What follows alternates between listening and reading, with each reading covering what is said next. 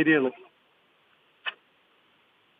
വയനാട് അങ്ങനെ തന്നെയാണല്ലേ? അതുകൊണ്ട് ഈ നാട്ടുകാരുടെ ഒരു ഭീതി എന്താണ്? അവർ ഈ എനിക്ക് തോന്നുന്നു ഈ കാഴ്ചയൊന്നും പലയിടത്തും വയനാടിന്റെ പല പ്രദേശത്തും ടെലിവിഷനിൽ കൂടെ കാണാൻ പോലും കഴിഞ്ഞെന്ന് വരില്ല, ചില ഉൾമേഖലകളിലൊക്കെ അല്ലേ? അവർക്ക് ഒരു ഈ ഭീതി അതെ അതെ എത്രമാത്രം അതെ. ഉണ്ട്, വ്യാപ്തി എന്താണ് അപകടം എന്ന് പോലും ഇത് മനസ്സിലാക്കാൻ എന്റെ പറ്റാത്ത എന്റെ ആളുകളുണ്ട് അല്ലേ? സാറേ, അതായത് ഞാൻ ഈ കഴിഞ്ഞ പുത്തുമല ദുരന്തത്തിൽപ്പെട്ടിട്ട് എന്റെ വീട്, എന്റെ കുടുംബത്തിൽ നിന്നൊക്കെ ആളുകൾ മരിച്ചു പോയതാണ്.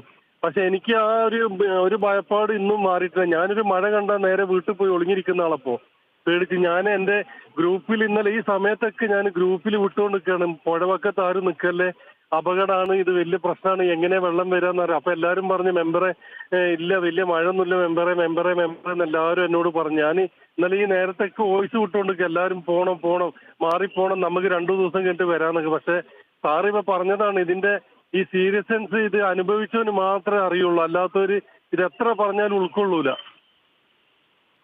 താങ്കളുടെ നമുക്കറിയാം, ഒരു സയൻസ് ആണ്, അല്ലെങ്കിൽ അതിന്റെ ഒരു പ്രകൃതിയുടെ ഒരു പ്രതിഭാസം എന്ന് തന്നെ കരുതാം. ഒരു ദുരന്തം അതിൽ ഒളിഞ്ഞിരിപ്പുണ്ട്. വലിയ കുന്നിലേക്കൊക്കെ ശക്തമായ മഴ തുടർച്ചയായി, താങ്കൾ പറയുന്ന പോലെ ഒരു 10 ദിവസം അതിനോട് അടുപ്പിച്ച് മഴ പെയ്തു കഴിഞ്ഞാൽ ഈ വെള്ളം മുഴുവൻ ഈ കുന്നിൽ മലമടക്കുകളിലേക്ക് അടിഞ്ഞ് അതവിടെ താഴ്ന്ന് മണ്ണിളകി, അത്തരത്തിലല്ലേ ഈ കല്ലും മണ്ണും എല്ലാം ഇളകി ഒരു ഉരുൾപൊട്ടൽ പോലെ ഉണ്ടാവുക? അത് അങ്ങനെ ഉണ്ടാവും. ഇത് ശരിക്കും പറഞ്ഞാല് നമുക്ക് ഇന്നലെ 1:30 മണിക്ക് ഫസ്റ്റ് ഒരു വലിയൊരു സ്ഫോടന സൗണ്ട് വന്നിട്ട് പിന്നെ ഒരു ഫ്ലൈറ്റ് നമ്മളെ മുന്നിലൂടെ പോകുന്ന ഒരു സൗണ്ടാ വന്നത്. അത് കഴിഞ്ഞ് വീണ്ടും അരമണിക്കൂർ കഴിഞ്ഞപ്പോൾ അതിലും ശക്തമായ സൗണ്ട്.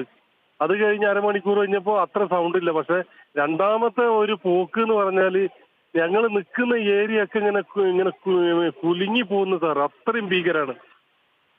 വലിയ വലിയ ശബ്ദവും കേൾക്കുമല്ലേ? ഓ, അതായത് ആ ഒരു ശബ്ദം ഇനി നമ്മളെ മരിക്കുന്നവരെ നമ്മളെ മൈൻഡിൽ നിന്ന് പോകില്ല. അതായത് അത്ര ഭീകരമായ സൗണ്ടാണ്. എന്തായാലും രക്ഷാപ്രവർത്തനം നടക്കട്ടെ. ഈ രാത്രിയിലും അത് പകൽ നടക്കുന്ന അത്രയും സജീവമാകില്ല എങ്കിലും